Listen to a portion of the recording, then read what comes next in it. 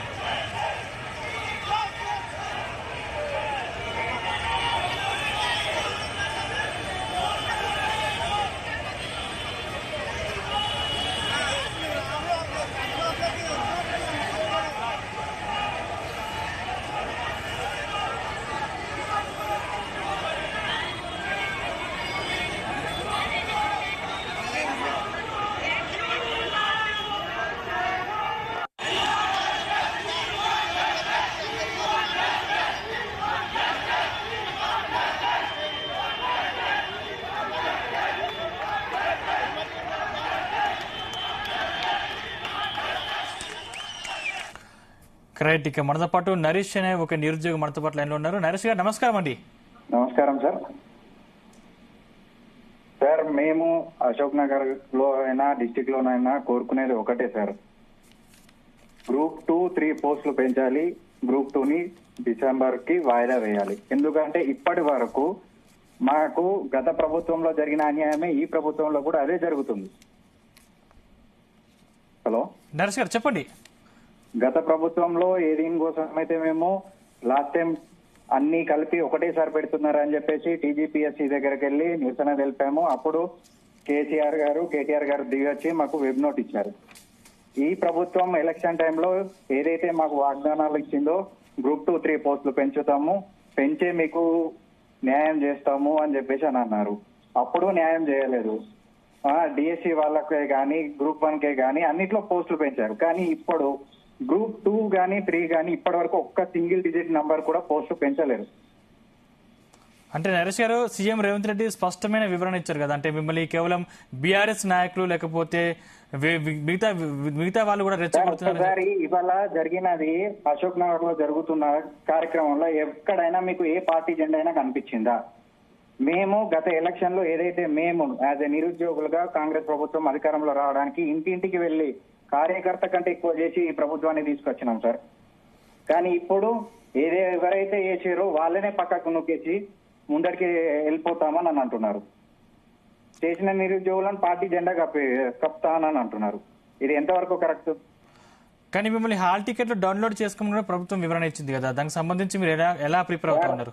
నాకు minimum gap ఉండాలి. ఒక ఎగ్జామ్ టు ఇంకొక ఎగ్జామ్ ప్రిపేర్ కావడానికి మినిమం గ్యాప్. అప్పుడు లాస్ట్ టైం కేసీఆర్ గారు ప్రభుత్వం ఉన్నప్పుడు గురుకుల ఎగ్జామ్స్ ని గ్రూప్ 2 ఎగ్జామ్స్ ని కలిపి అసలు గ్యాప్ లేకుండా పెడితేనే కదా మేము టీజీపీఎస్సీ ముట్టడికి వెళ్ళాము. అప్పుడు దాని తర్వాత కోర్టుకు కూడా అప్లై చేసింది.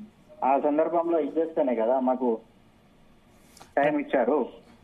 మళ్ళీ ఇప్పుడు కూడా అలానే హెచ్డబ్ల్యూ ఎగ్జామే కానీ, డిఏఓ ఎగ్జామే కానీ, డిఎస్సి ఎగ్జామే కానీ ఇప్పుడు ఆగస్టు 7th, 8th ఉంది. తర్వాత గ్రూప్ 1 మెయిన్స్ ఉంది. గ్రూప్ 1 మెయిన్స్ కి కంప్లీట్ డిస్క్రిప్షన్ ప్యాటర్న్ లో ఎగ్జామ్ రాయాలి సార్. తర్వాత గ్రూప్ 3 ఉంది. మేమేమంటున్నాము, గ్రూప్ 3, గ్రూప్ 2 సేమ్ సిలబస్ కాబట్టి మాకు ఒక 15 రోజుల వ్యవధిలో 2 పేపర్లు ఒకటేసారి కండక్ట్ చేయండి అని చెప్పేసి మేము అంటున్నాం, కోరుతున్నాం. మేము ఇది ఇప్పుడు చేసిన డిమాండ్ కాదు సార్. వాళ్ళ ఎలక్షన్లు అయిపోగానే మేము వాళ్ళని వెళ్ళి మళ్ళీ సంప్రదించాము. ఎలక్షన్ లో మేము తిరిగిన తర్వాత ప్రభుత్వం వచ్చిన తర్వాత మళ్ళీ వెళ్ళి కన్సల్ట్ అయితే మేము చేస్తున్నాము అని చెప్పేసి మార్చ్ 6th రోజు మార్చ్ లో ఒక వెబ్ నోట్ ఇచ్చారు. ఇంటర్నల్ గా జీవో ఇష్యూ చేశారు. ఎన్ని పోస్టులు వేకెంట్ ఉన్నాయి మాకు ఇండెంట్ ఇవ్వండి అని చెప్పేసి అన్ని డిపార్ట్మెంట్స్ కి ఒకటి జీవో ఇంటర్నల్ పంపించారు. రైట్, వాళ్ళు ఇప్పటి వరకు ఒక్కటి కూడా మాకు నెరవేర్చలేరు. రైట్, థ్యాంక్ యూ నరేష్ గారు.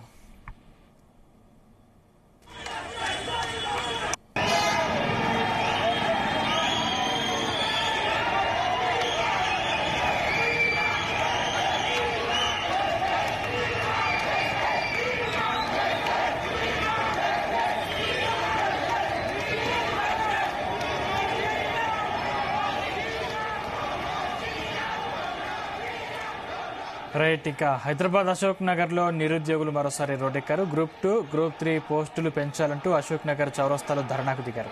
గ్రూప్ 2, గ్రూప్ 3 పోస్టులు పెంచిన తర్వాతే డిసెంబర్లో పరీక్షలు నిర్వహించాలని డిమాండ్ చేశారు. నిరుద్యోగులు రాస్తారోకో చేయడంతో భారీగా ట్రాఫిక్ జామ్ అయింది. ఇక్కడ భారీగా పోలీసులు మోహరించారు. ఇక ఇదే అంశానికి సంబంధించిన మరిన్ని పూర్తి డీటెయిల్స్ మా ప్రతినిధి శ్రీచరణ్ అందిస్తారు. శ్రీచరణ్. సందీప్, ఈ రోజు ఒక జేఎన్టీలో జరిగిన ఒక కార్యక్రమానికి ముఖ్య అతిథిగా హాజరైన ముఖ్యమంత్రి రేవంత్ రెడ్డి కీలక వ్యాఖ్యలు చేశారు.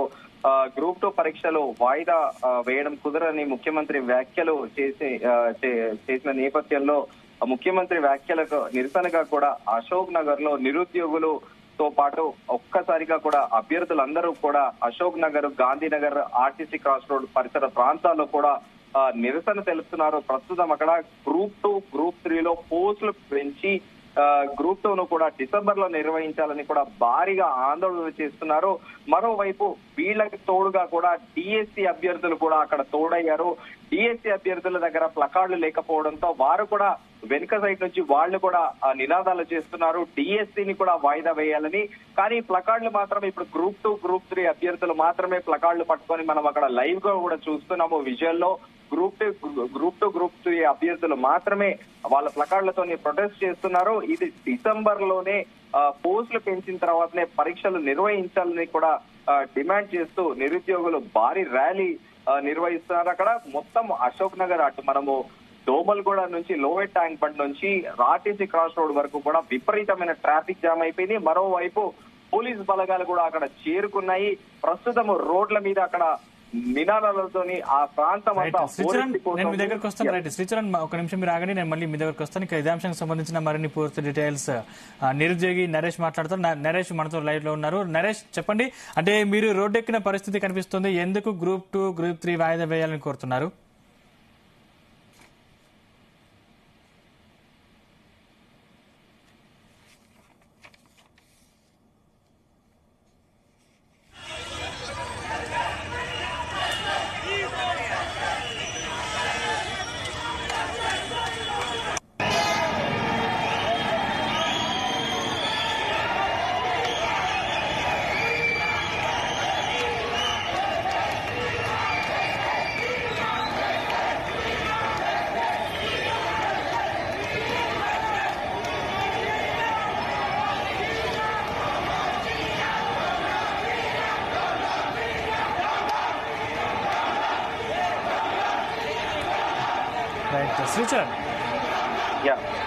ప్రస్తుతం అక్కడ పరిస్థితి చాలా ఉద్రిక్త వాతావరణం నెలకొని ఉంది సందీప్. అక్కడ సిఆర్ఏఎఫ్ తో పాటు క్యూఆర్టీ పోలీసులు భారీగా కూడా పోలీస్ డిపార్ట్మెంట్ మోహరించింది. మనం గడిచిన కొద్ది రోజులుగా కూడా చూస్తున్నాము. ఇటు డిఎస్సి అభ్యర్థులు కూడా తమ డిమాండ్, తమ గోడుని వెలుగుచ్చుకుంటున్నారు. ప్రభుత్వానికి వాయిదా వేయాలి, మేము అన్ని కాంపిటేటివ్ ఎగ్జామ్స్ కి అప్లై చేసుకున్నాము, మాకు అట్లీస్ట్ ఒక 90 days ఎగ్జామ్ పోస్ట్ పోన్ చేయాలి, కనీసం అట్లీస్ట్ ఒక 2 months అన్న ఎగ్జామ్ పోస్ట్ పోన్ చేయాలని ఉస్మానియా వేదిక నుంచి కూడా మనం చూస్తున్నాము. వాళ్ళు ప్రతిరోజు కూడా తమ నిరసనలు తెలుపుతున్నారు. ఈ రోజు అయితే అది తారాస్థాయికి వెళ్ళిందని చెప్పుకోవాలి. ఎందుకంటే ఇటు గ్రూప్ డిఎస్సి అభ్యర్థులే కాకుండా ఇటు గ్రూప్ 2, గ్రూప్ 3 అభ్యర్థులు కూడా పోస్టులు పెంచిన తర్వాతనే డిసెంబర్ లో పరీక్షలు నిర్వహించాలని కూడా డిమాండ్ చేస్తున్నారు. ప్రస్తుతం ఇది ఉస్మానియా యూనివర్సిటీకి పరితం కాకుండా హైదరాబాద్ నగరంలో కీలకమైన ప్లేస్. అంటే విద్యార్థులకు కానీ కాంపిటేటివ్ ఎగ్జామ్స్ కి ప్రిపేర్ అయ్యే ప్రతి ఒక్క అభ్యర్థికి కూడా అశోక్ నగర్ తో పాటు గాంధీనగర్, ఆర్టీసీ క్రాస్ రోడ్ లో కీలకమైన ఇన్స్టిట్యూట్లు అన్ని కూడా ఉన్నాయి. అక్కడ సివిల్ సర్వీసెస్ కి సంబంధించిన ఇన్స్టిట్యూట్లు కూడా చాలా ఉన్నాయి. దాంతో పాటు గ్రూప్ 1, గ్రూప్ 2 తో పాటు లా సెట్ కి సంబంధించిన అన్ని పరీక్ష కేంద్రాలు కూడా ఈ ప్రాంతంలోనే ఉన్నాయి. చాలా కీలకంగా అన్ని ఇన్స్టిట్యూట్లు అంటారు. లైబ్రరీ కూడా చిక్కట్పల్లి సెంట్రల్ లైబ్రరీ కూడా అక్కడే ఉంది. సో లైబ్రరీస్ తో పాటు స్టడీ హాల్లు, ఇలా అభ్యర్థులు కూడా మనకు అక్కడ ఎక్కడికైనా వెళ్ళా కూడా రెసిడెన్షియల్ కంటే అక్కడ బ్యాచిలర్లు అంటే ఈ నిరుద్యోగులే ఎక్కువగా కనిపిస్తా ఉంటారు. మనకి రోజు పొద్దునే ఉదయం 6 గంటల నుండి తరగతులు ప్రారంభమై రాత్రి 9 వరకు కూడా స్ట్రీట్లలో మనం ఎక్కడ చూసినా కూడా అక్కడ యువతనే ఉంటారు నిరుద్యోగులు. వాళ్ళందరూ కూడా వివిధ కాంపిటేటివ్ ఎగ్జామ్స్ కి ప్రిపేర్ అవుతూ ఉంటారు. సో ఇప్పుడు అది అక్కడ చాలా సెన్సిటివ్ ఇష్యూగా మారింది ప్రభుత్వానికి. ఎందుకంటే అభ్యర్థులందరూ కూడా ఒక్కసారి రోడ్లపైకి రావడంతో పోలీసులను కూడా భారీగా మోహరించారు. అక్కడ ప్రస్తుతము ఈ నిరసన మళ్ళీ మీ దగ్గరికి వస్తాను, మీరు అందుబాటులో ఉండండి. రైట్, మనతో మాట్లాడడానికి మరో నిరుద్యోగి మనతో పాటు లైన్ లో ఉన్నారు. రాజు గారు, నమస్కారం అండి. సార్ నమస్తే సార్. అంటే మీరు రోడ్డెక్కిన పరిస్థితి కనిపిస్తుంది, ఎందుకు అసలు గ్రూప్ 2 గ్రూప్ 3 వాయిదా వేయాలని కోరుతున్నారు? హలో సార్, మళ్ళీ చెప్పండి సార్. అంటే మీరు రోడ్డెక్కిన పరిస్థితి కనిపిస్తుంది, మనం స్పష్టంగా చూస్తా ఉన్నాం. అంటే ఎందుకు గ్రూప్ 2 గ్రూప్ 3 పరీక్ష వాయిదా వేయాలని కోరుతున్నారు? సార్, గ్రూప్ 2 గ్రూప్ 3 పరీక్ష వాయిదా వేయాలని ఎందుకు కోరుతున్నాం సార్ అంటే, ఇప్పుడు మాకు వాళ్ళు గ్రూప్ 2 గ్రూప్ 3 పోస్టులు పెంచుతాం, మాకు మీరు సహాయం చేయండి అంటే అంతకు ముందున్న నియంత్రణ దించి ఈ కాంగ్రెస్ ప్రభుత్వాన్ని మేము దగ్గరుండి కాళ్ళ వేళ్ళబడి మా అవ్వయ్యను కాళ్ళ వేళ్ళ మొక్కి ఈ ప్రభుత్వాన్ని తెచ్చుకున్నాం. వాళ్ళు ఏమంటుంది సార్ అంటే, ఇప్పుడు వాళ్ళు మేము ఇన్ని రోజుల నుంచి శాంతియుతంగా నిరసనలు చేస్తున్నాం, మేము వచ్చినాక 2000 దాకా మేము గ్రూప్ 2 పోస్టులు పెంచుతాం, 3000 దాకా అది పెంచుతాం అని మమ్మల్ని నమ్మించారు, వాళ్ళ ప్రచారంలో తిప్పుకున్నారు. మేము ఇక్కడ ఎట్లా సీన్ రిపీట్ అయింది సార్ అంటే, ఒకటే చెప్తున్నా సార్ మీకు ఉదాహరణ, 2014లో అప్పుడు జరిగినటువంటి ఎలక్షన్ లో కూడా మేము ఇట్లా కాలు పట్టుకున్నాం మా అవ్వయ్యేది. ఎందుకంటే ఈ కొత్త తెలంగాణలో మన గవర్నమెంట్ రావాలి, మళ్ళీ ఆంధ్రలో పాలన అవుతుంది అని మేము ఎట్లా కాలు మొక్కి మా వాళ్ళకు మళ్ళీ మేము ఆ రోజు ఆ గవర్నమెంట్ మొన్నటి దాకున్న నియంత గవర్నమెంట్ కి మేము 2014 ఎట్లా ఓట్లు ఇప్పించి తెచ్చుకున్నాము నిరుద్యోగులము, వాళ్ళు చేసిన మోదానికి వాళ్ళని మొన్న బొంద పెట్టి మళ్ళీ అదే ప్లే అయింది మొన్న జరిగిన 2023 నవంబర్ ఎలక్షన్ లో. కానీ మాకు న్యాయం జరగట్లేదు సార్. వీళ్ళు ఏం చెప్పారు, మాకు పోస్టులు పెంచుతామన్నారు, పోస్టులు పెంచి ఇంత సమయం కూడా ఇస్తాము, మాకు సహకరించండి, ఈ ప్రజాప్రభుత్వాన్ని తెచ్చుకోండి అని అన్నారు సార్.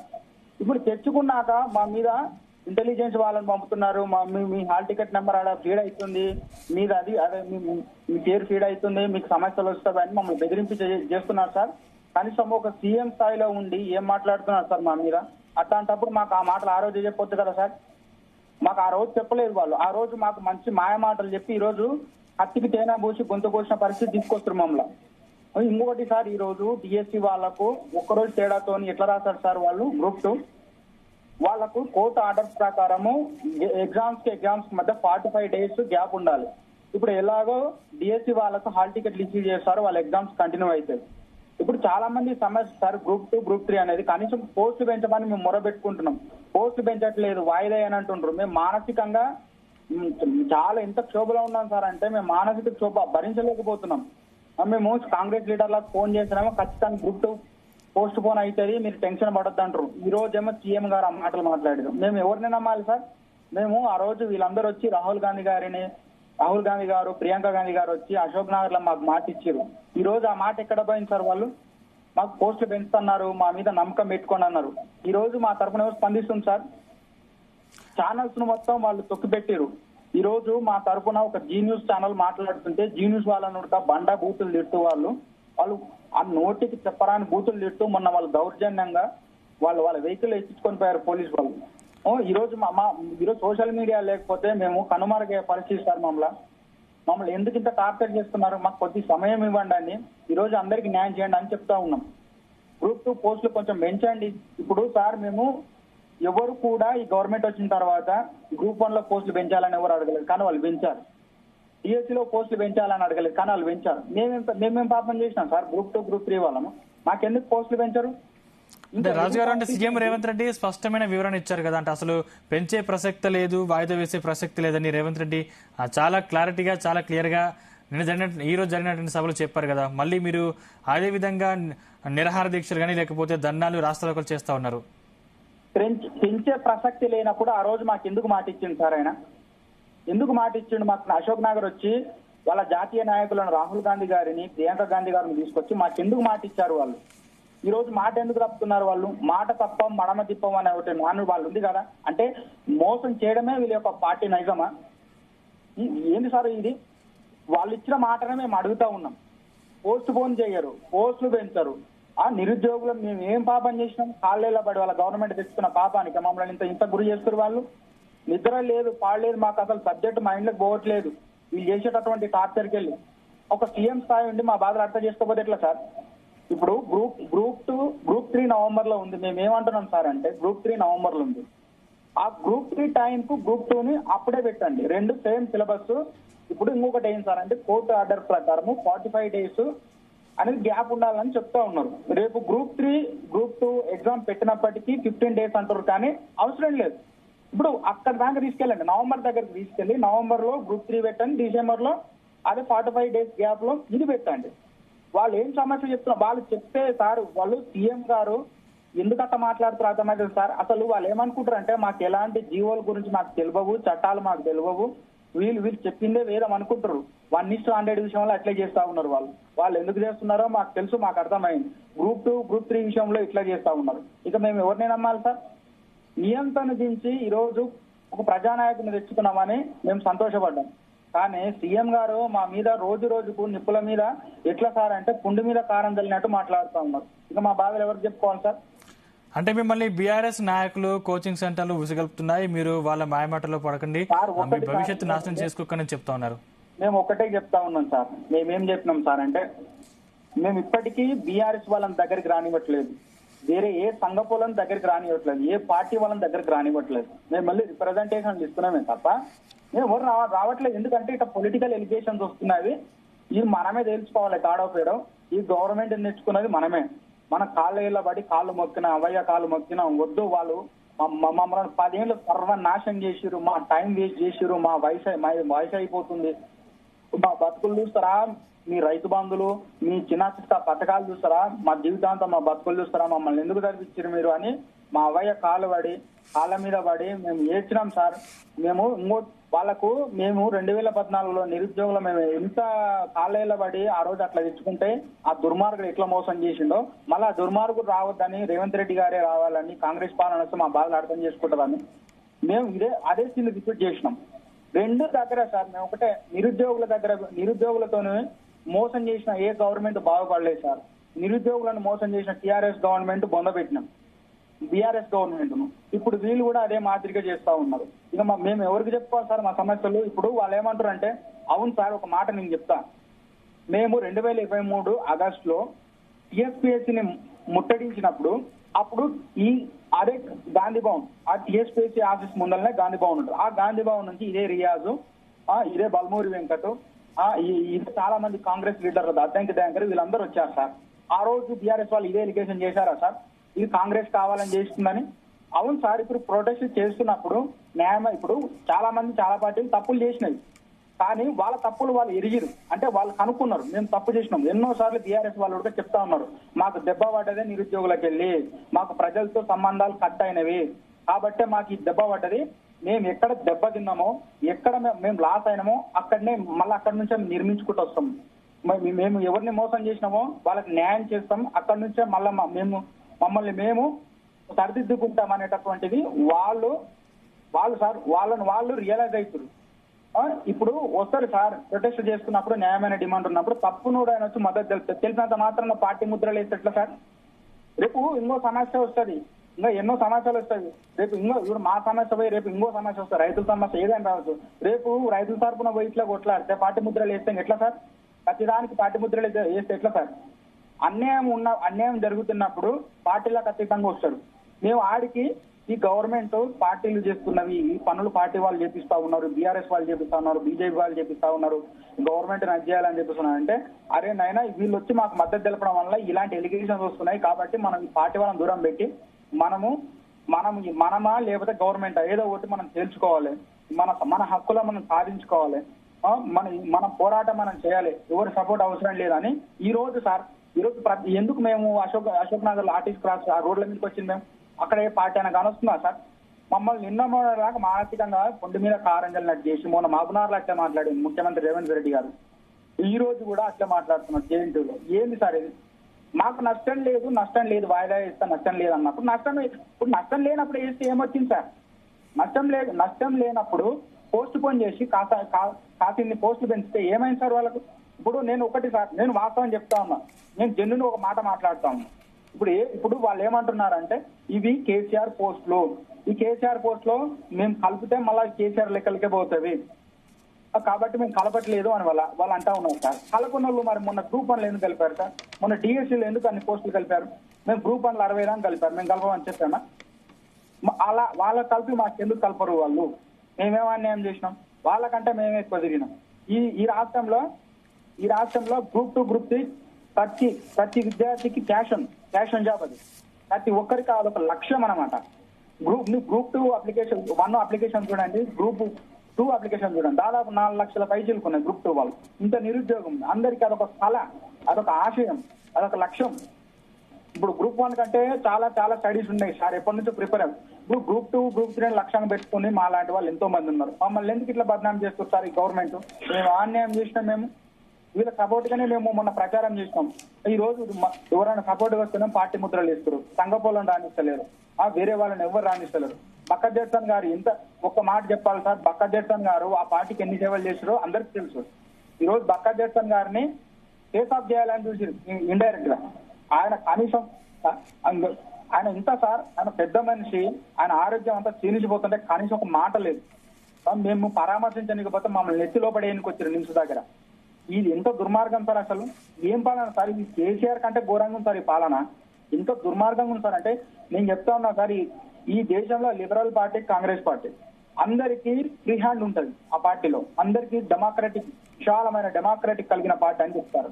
కానీ ఇంత నియంతృత్వంతో పరిపాలిస్తున్నటువంటి ముఖ్యమంత్రి నేను కాంగ్రెస్ ముఖ్యమంత్రిని ఇక్కడ చూడలేదు సార్. ఎన్నో రేవంత్ రెడ్డి గారు కూడా మా లాంటి నిరుద్యోగుల బాధ అంటే ఇప్పుడు మేము ఉద్యోగాల కోసం ఎంత ఫైట్ చేస్తున్నాము, మేము ఎన్ని బాధలు అనుభవిస్తున్నాము. ఈ 10 ఏళ్ల తర్వాత మమ్మల్ని నట్టేట ముంచిన ఆ నియంతను బొందబెట్టి ఈ అన్నం తెచ్చుకున్నారు రేవంత్ అన్నాను. మా అన్న మాకు న్యాయం చేస్తాడని. ఈ రోజు ఈ అన్న కూడా ఆ నియంతలాగా ప్రవర్తిస్తే మేము ఎవరికి చెప్పుకోవాలి సార్? మా బాధలు పడలేదా సార్ రేవంత్ రెడ్డి గారు? ఇప్పుడు మేము ఉద్యోగాల పరంగా బాధలు పడుతున్నాం, రాజకీయ పరంగా ఆయన బాధలు పడలేదా సార్? ఎంత మానసిక క్షోభ అనుభవించు అలాంటి క్షోభని ఇప్పుడు ఉద్యోగాల పరంగా మాకు వస్తుంది సార్. అలాంటి క్షోభ అనుభవిస్తున్నాం. ఖచ్చితంగా పోస్ట్ పోన్ చేయాలి. రాజు గారు, అంటే పోలీసులు మీపై ప్రవర్తించిన తీరు గురించి అడిగితే ఏం చెప్తారు? ఆ పోలీసులకు మీరు ఎటువంటి హెచ్చరికలు జారీ చేస్తారు? హెచ్చరికలు అని ఏం కాదు సార్, పోలీస్ వాళ్ళు ఫస్ట్ ఆఫ్ ఆల్ చట్టాలను తెలుసుకుంటే మంచిది. ఎందుకంటే సార్ ఒకటి, వాళ్ళు ఇప్పుడు కొత్తగా న్యాయ సంహిత ఆయన వచ్చింది, చదువుకోమనండి ఫస్ట్. పోలీసు వాళ్ళు ఇప్పుడు మేము ముట్టడని వచ్చినాము, ముట్టడని వచ్చినంత మాత్రాన వాళ్ళు ఎత్తి దానిలో పడేస్తారా సార్? అడగాలి. మేము అక్కడ ఏమైనా ప్రభుత్వ ఆస్తులను ధ్వంసం చేస్తున్నాం, లేకపోతే మేము ప్రభుత్వానికి నష్టం కలిగించేటటువంటి, భంగం కలిగించేటటువంటి పనులు చేస్తున్నాము, మమ్మల్ని ఎత్తి దానిలో పడేయాలి. అసలు మాకు గొంతు నొక్కేస్తున్నారు సార్. మా మాట్లాడే హక్కును, నిరసన తెలిపే హక్కును, మేము పోరాటం చేసే హక్కును మమ్మల్ని కాలరాస్తారు పోలీసులు. కనీసం మాకు మాట్లాడే స్వేచ్ఛ లేకుండా పోతుంది వాళ్ళకి వెళ్ళి. ఒక్కసారి ఒక ఉస్మానియా యూనివర్సిటీలో ఏంది సార్ ఆ దారుణం? ఉస్మానియా యూనివర్సిటీ అసలు నేను ఒకటి అడుగుతాను సార్, ఉస్మానియా యూనివర్సిటీలోకి పోలీసులు ఎట్లా ఎంటర్ అవుతారు సార్? నాకు అర్థం కాదు. ఎట్లా ఎంటర్ అవుతారు? ఉస్మానియా అసలు క్యాంపస్ లోకి పోలీసులకి అనుమతి లేదు. అసలు అనుమతి ఇచ్చిన ఆ మహామేధావి ఎవరు? అసలు ఇప్పుడు ఇన్ఛార్జ్ వీసీగా ఒక గౌరవనీయులైన ఐఏఎస్ ఆఫీసర్ గారు ఉన్నారు. అసలు ఆయనకు చట్టాలు తెలియదా సార్? ఎట్లా అనుమతిస్తారు? మేము ప్రొటెస్ట్ చేస్తాం సార్. ఈ రోజు మేము ఎంతో మంది అడుగట్టినటువంటి ఆంధ్ర పోలీసులనే ఎదిరించి తెలంగాణ రాష్ట్రం సాధించినటువంటి చరిత్ర ఉస్మానియా యూనివర్సిటీకి ఉంది.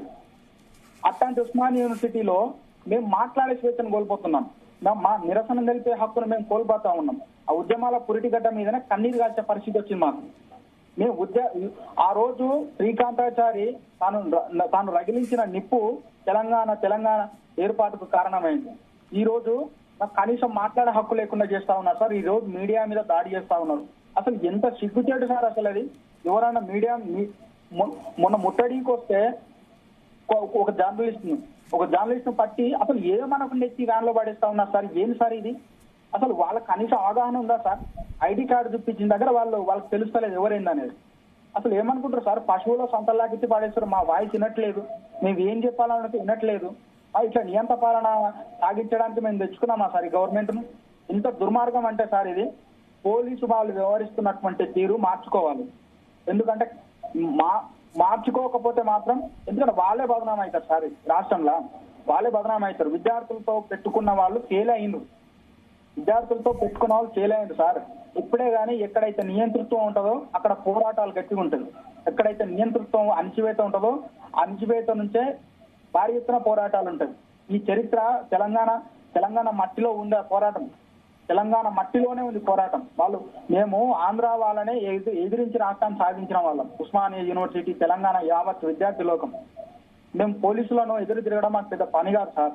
ఎందుకంటే మేము గౌరవిస్తున్నాం వాళ్ళు అర్థం చేసుకోవాలి. మమ్మల్ని మొన్న ఒక మాట చెప్పొద్దు సార్. ఇప్పుడు మీరు లైవ్ లో ఉన్నారు కాబట్టి మమ్మల్ని ఏ మాట అంటారు సార్? వాళ్ళు లంజ కొడుకులు సార్. మేము అలా అంజగొడుకులను ఇచ్చి దండ దెంగారు అంటూ ఆయన ఏసీపీ అక్కడ ఉన్నటువంటి ఎవరో ఆయన సిఐఓ ఏసీపో ఇంత దుర్మార్గం సార్. మా మీద బూతులు మాట్లాడడానికి ఎట్లా వచ్చింది సార్ వాళ్ళకి నోరు? వాళ్ళు లా చదువుకున్నారు, గౌరవప్రదమైనటువంటి ఉద్యోగంలో ఉన్నారు, వాళ్ళు శాంతి భద్రతలు కాపాడే దాంట్లో. మా బాధ అరే బాబు మీకు ఏమైంది ఏం చెప్పండి, మేము గవర్నమెంట్ కు చెప్తాం, మేము ఇక్కడ నుంచి ఇంటెలిజెన్స్ రిపోర్ట్ ఇస్తామని అదన్నా రావాలా కదా సార్? ఇంత దుర్మార్గంగా మాట్లాడుతూ ఉన్నారు సార్ వాళ్ళు. మీడియా అసలు జీ న్యూస్ వాళ్ళు లైబ్రరీ దగ్గరికి వస్తే ఎట్లా బరబర గుంజుకొచ్చి పాప ఎంత ఘోరం అంటే అసలు చెప్పుకోరా సార్. అసలు అది ఈరోజు అందరు ఖండించే పరిస్థితి తీసుకొచ్చారు వాళ్ళంతా. మేము ఎట్లా సార్ అంటే ఏరి కోరి ఏమన్నా తెచ్చుకుంటే ఎగిరెగిరి తన్నినట్టు ఈ రోజు మేము ఏరి కోరి తెచ్చుకుంటే ఇంత దుర్మార్గపు ఇంత అణిచివేత పాలన మా మీద పుండు మీద కారం చల్లినట్టే సార్. మాకు ఎందుకు తెచ్చుకుంటే ఆయన గవర్నమెంట్ అనే పరిస్థితి తీసుకొచ్చారు వాళ్ళు. మేము ఇంకెవరికి చెప్పుకోవాలి సార్? ఎవరినైనా కలవడానికి పోతేనేమో మా మీద చేస్తున్నారు, పార్టీ రంగు బిగుముతున్నారు. ఇప్పుడు ఎప్పుడైనా సార్ రాష్ట్రమైనా సరే, ఇప్పుడు తెలంగాణ ఉద్యమం అయినా సరే, ఏ ఉద్యమం రైతుల ఉద్యమం ఏదైనా సరే సార్ సపోర్ట్ ఉంటది. ప్రతి ఒక్కరు వచ్చి అక్కడ న్యాయమైన డిమాండ్ ఉన్నప్పుడు సపోర్ట్ చేస్తారు. నువ్వు సపోర్ట్ చేసినంత మాత్రాన నువ్వు ఇంకా పార్టీ రంగు పొలవడమో వేరే సంఘాల రంగు పొలవడం అయితే అది పొలవడము అది వాళ్ళకే చెల్లుతుంది సార్.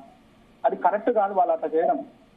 పోలీసు వాళ్ళు కూడా మరి అత్యుత్సాహం తగ్గించుకోవాలి సార్. మొన్న ఇంకొక మాట సార్, కోదండరామ్ సార్ గారు, హరగోపాల్ సార్ గారు వెళ్ళి గౌరవనీయులైన టీఎస్పీఎస్సీ చైర్మన్ మహేందర్ రెడ్డి గారిని కలిశారట.